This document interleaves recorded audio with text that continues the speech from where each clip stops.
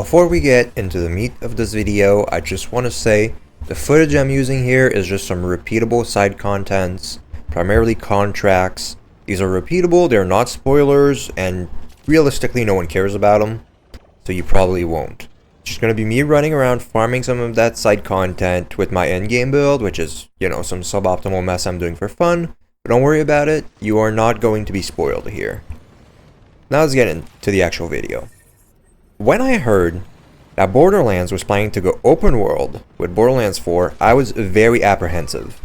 If you guys don't know, I recently made an entire video about how going open world can really hurt a game if it's done for its own sake, rather than with a very specific purpose in mind. Because going open world comes with some massive trade-offs, and it also requires a lot more work than a traditional format. And if you don't go into making an open world with a very specific mindset, a very specific understanding of the trade-offs that come with it, and the willingness to actually put in the work to make the open world format work, and actually make your game better, then you shouldn't do it at all. That's my opinion. And I also think that the worst parts of some of the earlier Borderlands games have been when the game goes fully open zone for a while. Because they tend to make areas that feel very empty, that you're forced to use a vehicle to run around in. And, specifically the open zones with vehicles are really where Borderlands is at its worst, in my opinion. Because the vehicles have always been annoying to use, they've always been clunky, you've sometimes felt forced to use them in combat too, but they don't really reward you for that, obviously, because they don't want you to do it too much. It's just been very clunky and annoying, and I don't think anyone really loves using the vehicles in prior Borderlands game. 3 was a little less bad about that, but it was still pretty shitty. And you always get attacked by random enemies while you're just trying to go somewhere. It's just not that fun. Like, who remembers running around the dust in Borderlands 2 as the best part of the game? I would be willing to bet basically no one. It's not very fun. But, I also heard some good things about Borderlands 4 before its release. So I thought, hey, I'm going to give it an honest shot. And I really don't regret it, actually, surprisingly enough. Borderlands 4's open world format actually really works. It's really surprising to me. Now, it's not perfect, but I would argue that going open world was the right decision because it forced the devs to fix some of the biggest issues with the Borderlands format that I don't think they would have made the effort to fix otherwise. Well, what about the open world actually works here? Well, it's a mix of a few things. An incredibly big one, in my opinion, is that the movement is better than ever in this game. It is by far the best movement system in any Borderlands game ever. And obviously it's not that hard to do that since they usually have pretty simple movement. Like they made a big deal out of adding mantling in Borderlands 3. Clearly the movement system wasn't great before then. But here it's really good. You have a hover pack, which allows you to double jump. It allows you to hover for a while. Allows you, or glide, I think it's called the glide pack actually, whatever. And you can also air dash with it. And you have a fuel meter and stuff. And you can upgrade that through side content at some point in the game. You also have the ability to grapple. Only on specific points, but still. Grappling is also used for combat, technically. You can grab stuff and throw it at things, but it's something you're going to do like once and notice it's actually not very good. It's fun in the early game, but you move on from it pretty quickly. But you can also climb a specific type of walls, which I guess is okay. Whatever, it allows them to design their levels in a different way. Mantling and sliding are still here too, but one caveat with them is that I would really recommend that you make sure to turn on the option to hold forward to mantle, because your jump button is also responsible for double jumping and gliding. So if you try and mantle and you're not right on the wall, sometimes you'll cancel your glide and fall right back to the ground while you're trying to mantle. Please turn on that option. It's way better. The vehicles here are also way improved. They're more like bikes in this one. And therefore, they're narrow, which makes them get stuck way less compared to like a big truck. They can also jump a little bit, which the point of this is just to jump over some small obstacles that might be around, so that you can keep using your car for longer instead of getting stuck everywhere. The biggest thing here is that you can summon a car anywhere with a single button. No more catch-a-rides. Meaning you can get off your car, fight some stuff, get right back on your car within a second. You also not have to worry about your car breaking and having to haul your ass all the way back to catch a ride, because you can just summon it right away again after a few seconds after it blows up. And, you know, when you jump off your car, it also disappears instead of staying there and blowing up while you're fighting stuff. You don't even have to worry about it dying while you're doing combat, because you can just jump off it, it'll disappear. They're also used for some fun parkour stuff, which, you know, I'm not going to get into, but it's just a fun byproduct of the system. The only issue with the movement here is the air dashes could be much better. I believe the game calls them dodges, because you can also technically do them on the ground, just not forward. But the thing is that these dashes, or air dashes, or dodges, or whatever, are only 4-directional. That means no diagonal dashes and no angles or anything. It's forward to the sides and back. That's it. Which means you will dash in the wrong direction a lot. You'll want to like go diagonally forward and go straight to your left and fucking faceplant into a wall. That will happen a lot. I really hope they add at least an 8-way dash instead of a 4-way dash. It would be way better. But, you know, it's a tiny bit of a nitpick here, but I do still think that could be improved. But basically, I would still say that the open world here only works because the movement system is so good. But I also think we can say that this movement system is only good because they were trying to make their open world work. And so they made big improvements to the movement system to go alongside it, you know? Now, it is true that they could have made these changes to movement without going open world, but I don't think they would have. So that's part of the reason why the open world kind of works well here. But I will recommend, though, before you get into this game and just run around, make sure to follow the main quests for like 2 or 3 main quests, just so you can get your car. Because you don't want to run around the open world without your bike. It just is not fun. Make sure to do that, and you will have a great time exploring this map, actually, because the movement is great. What about the open world content? That's something I think is very important. When you make an open world game, you need to fill it with meaningful content. Well, I actually think this game gets it mostly right. The game shows you on your map where every piece of content and every collectible is if you've gone anywhere near it. It also tracks all of them. Gives you, full number of how many there are. That means this is an open world game that's confident enough about its gameplay and its collectibles and all that to incentivize you to try and 100% it.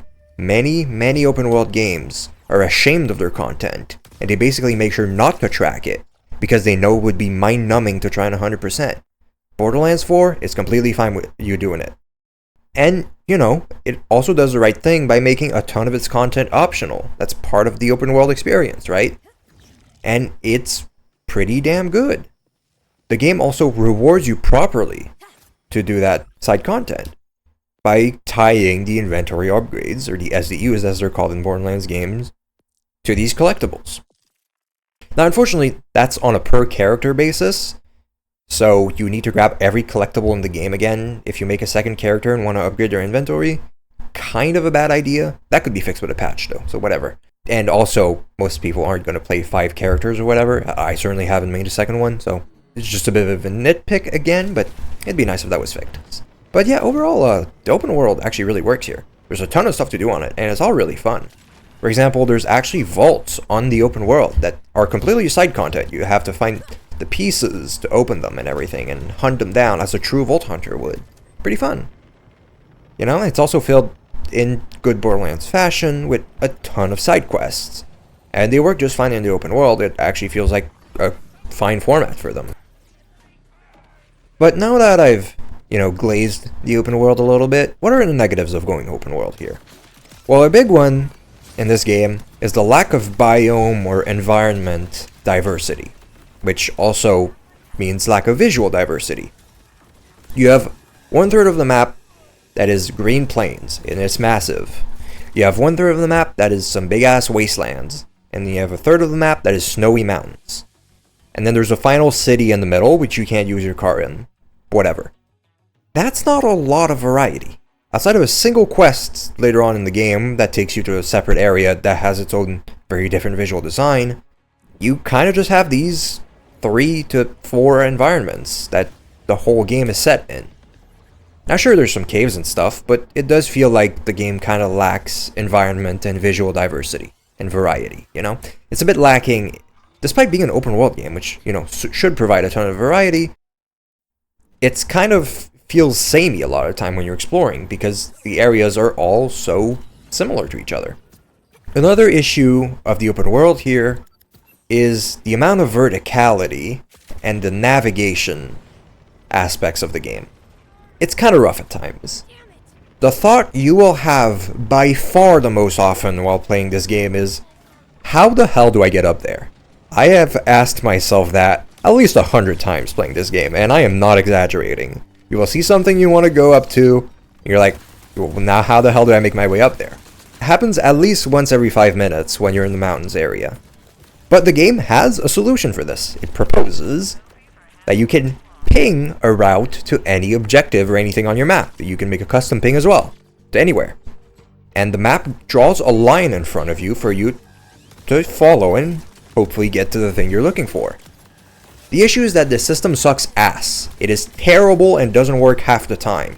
You have to finagle with the settings to make sure that it doesn't suck ass in the first place. I recommend making it short duration so you can ping more often. But also, half the time, it tells you to walk through a wall or to start flying. Like, straight up, there's a lot of areas in the game that it just kind of gives up on telling you how to go to. Which is, like, why are we having this system if it doesn't work half the time? Bit of a shame, because that could have really helped the game.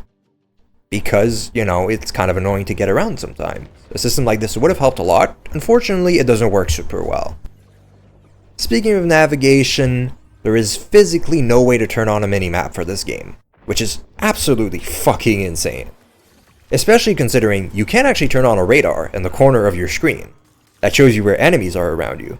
But the radar is completely black and just has red dots for the enemies. They went out of their way to make sure that that radar could not show you a minimap.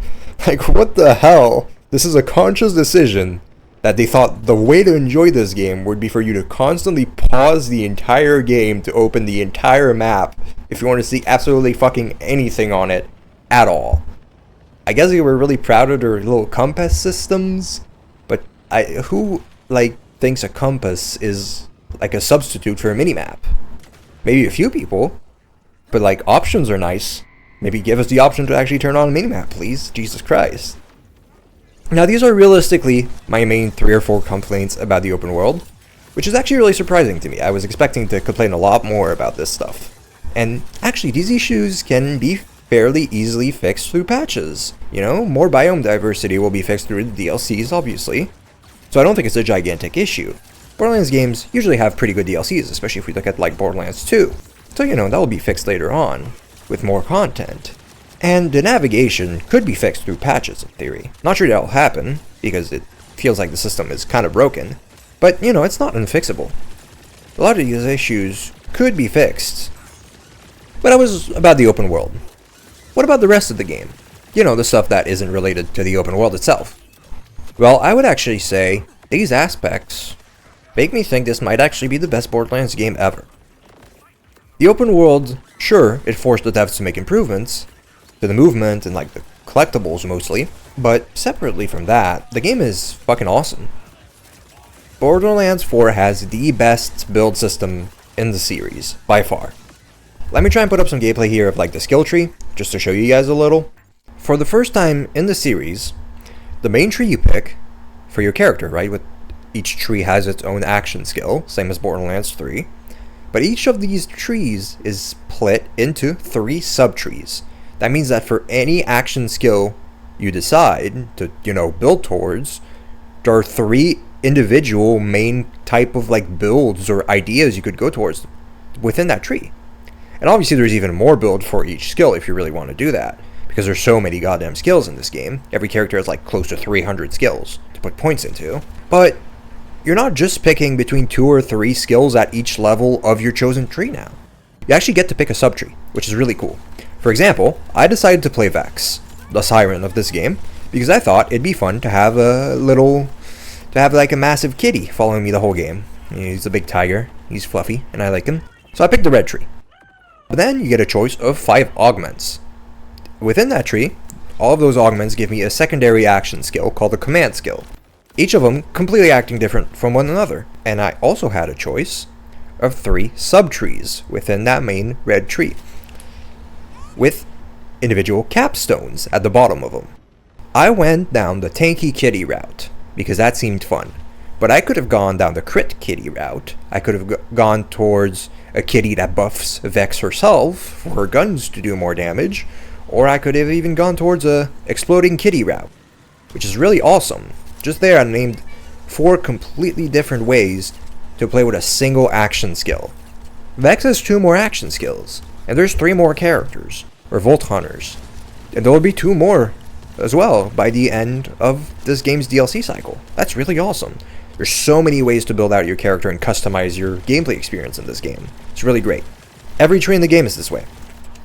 A single Volt Hunter in this game probably has more build options than like most of Borderlands 2 combined. And that's a great game that I love. I'm obviously maybe exaggerating a little here, but with tree sub-trees for every tree in the game, that means 36 sub-trees in total, which is like 36 kind of builds technically, right? That's a lot.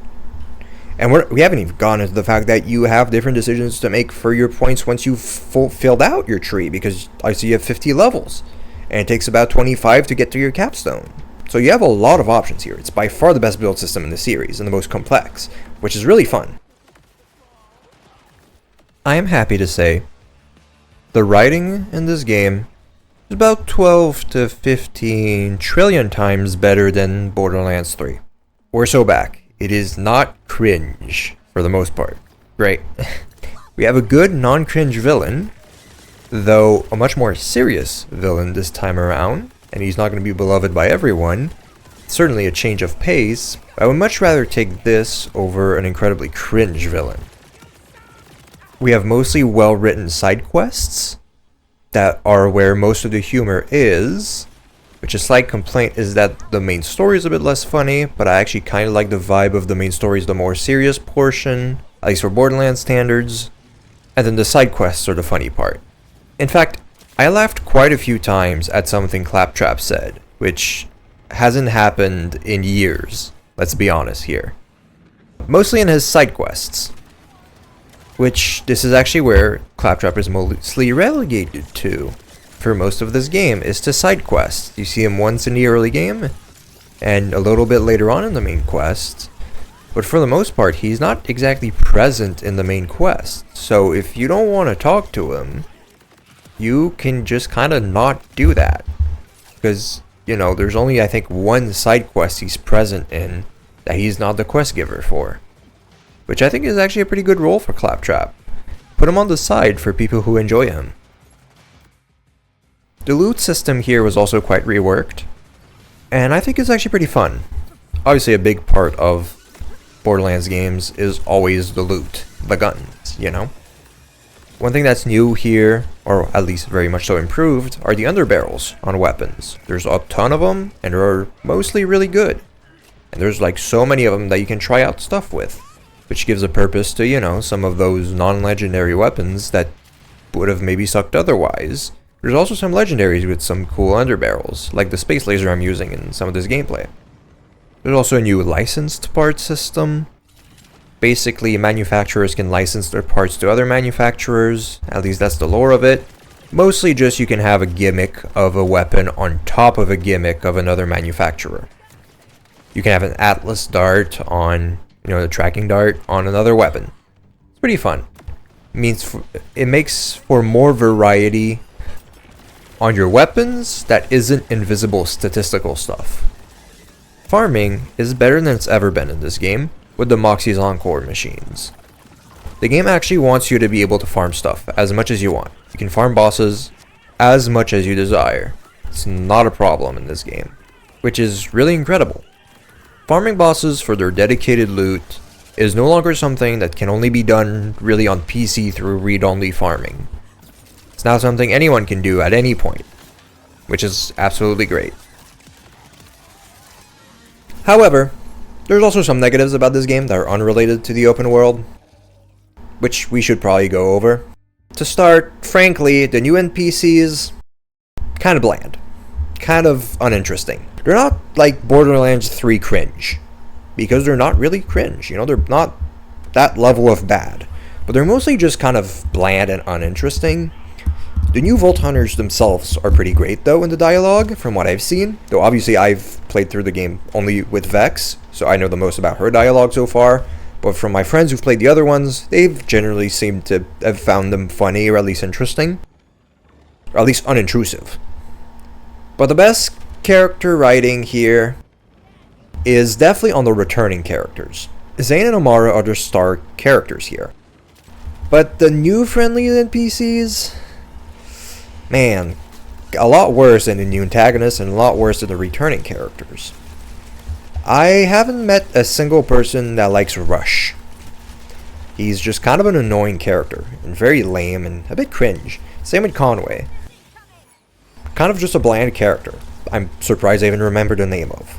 Calder is fine, he's a bit meh. He's okay. Levane is probably the best one here. It's still kind of bland.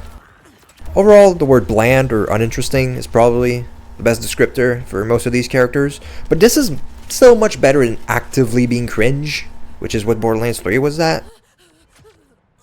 One thing I personally have a gripe with is the gun manufacturer changes. You know, I did glaze the loot system a little bit, but there's a few misses in it. The new manufacturers, I am a bit mixed on. One new one is the Order manufacturer. I abhor Order weapons, and I have not heard of a single person that enjoys their gimmick.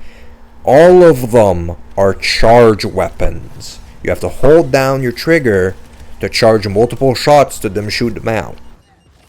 An entire manufacturer only makes these kinds of weapons. I just refuse to use them in my playthrough, and I know most people do the same.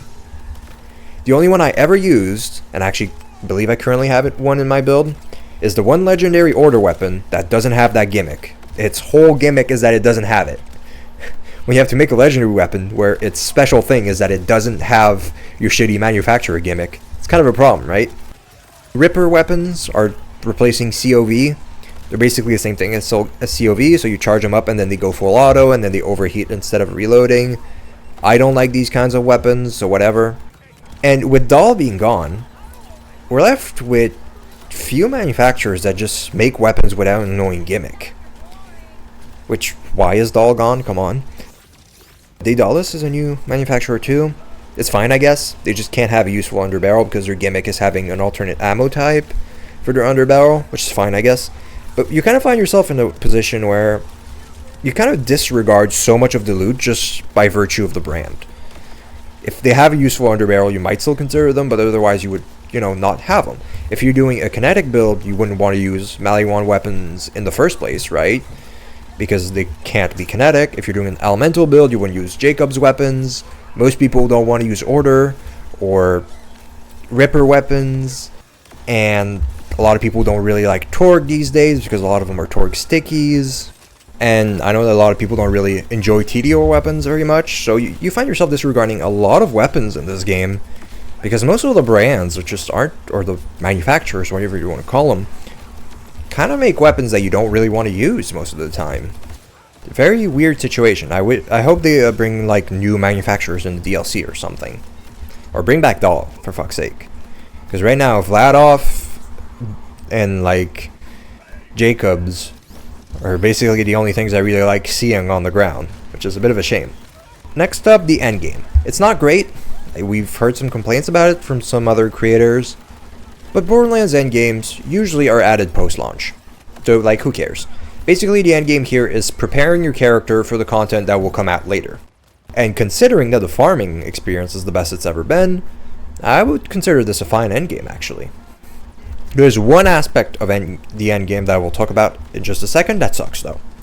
It's related to the fact that there is still no way to skip dialogue and quests in this game. Now sure, there is the ability to skip cutscenes, which is nice if you're someone who does multiple playthroughs, or even, someone who likes to do speedrunning or something, but it's really crazy to me that it made, like, a big part of the endgame content that you have to replay some quests.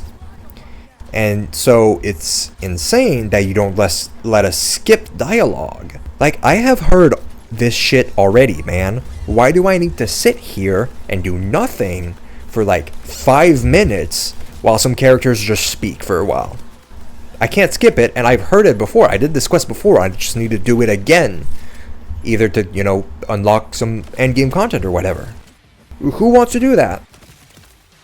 Either let me progress quests while NPCs speak, or let me skip the dialogue. Either or. It's insane that I have to sit here for like 3 minutes sometimes, even up to like 5 minutes. I'm exaggerating a little, but it feels like an eternity, while the game is just stuck because it doesn't give you the next quest objective until they shut the fuck up, and they just won't, and you can't do anything about it. Something that players have asked for years out of Gearbox, and it's insane they've made zero effort to fix this in any Borderlands game ever. People would ask for this after Borderlands 2, and we're like multiple games after, and it's still an issue. Next issue, co-op still sucks. Your map progress tends to not save if you do it in a friend's game, so that's fucking stupid. To be fair, I think it probably is a glitch and you'll try and fix it, and also, to be fair, co-op has never been incredible in Borderlands games. It's always been surprisingly disappointing for a game that tries to market itself as a co-op game. But I really do hope that they fix it at some point. Right? Like, this isn't something I would say makes the game worse compared to other Borderlands games, but like, we can also want the game to be good even if it's something that's been bad forever, right? Now, sure, some of these issues do exist in other Borderlands games.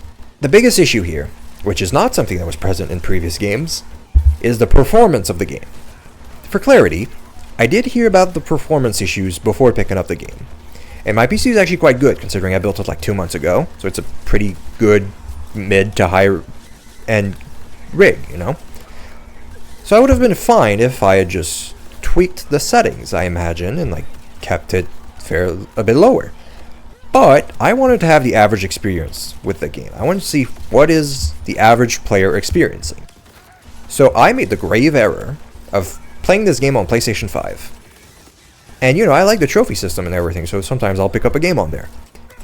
And it was such a bad mistake because you can't tweak the video settings on PlayStation. So yeah, the game hitches a lot. The frame rate is not consistent and it's not good. And there is a massive memory leak issue, at least on console. You absolutely have to restart your game every hour or two, or you start playing at like half the frame rate anytime you do anything, which is really unfortunate. Now, this stuff is fixable, but it's completely unacceptable to release with. It's insane that we're still doing this. And Gearbox knows it. Their game is completely unoptimized.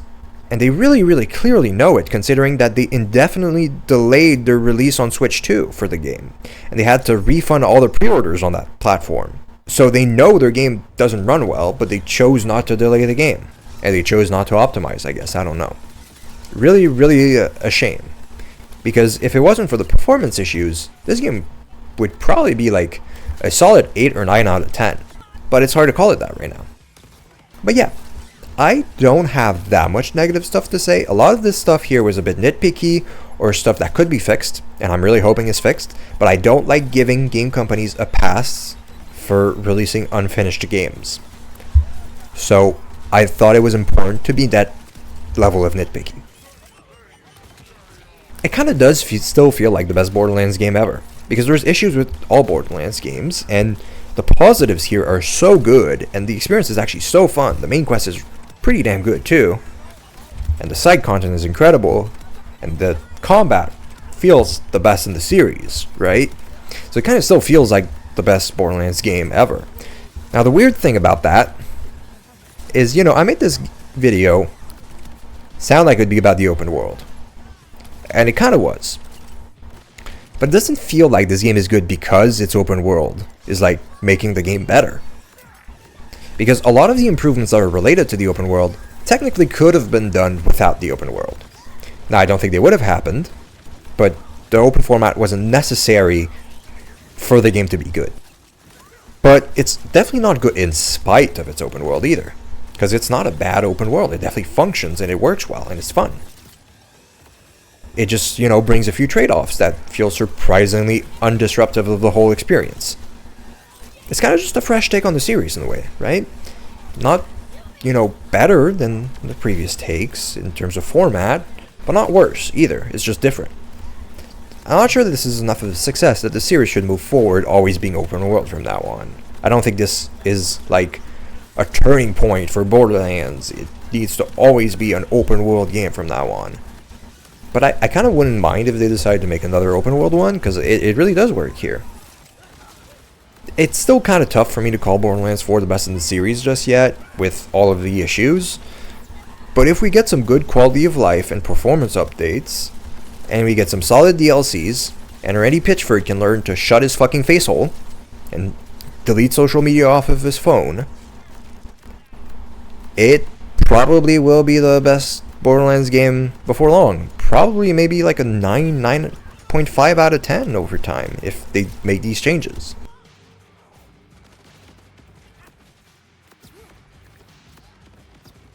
But if we're being real, this game's actually an 11 out of 10.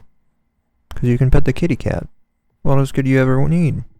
It's a kitty cat, and you can pet it. 11 out of 10, take all my money.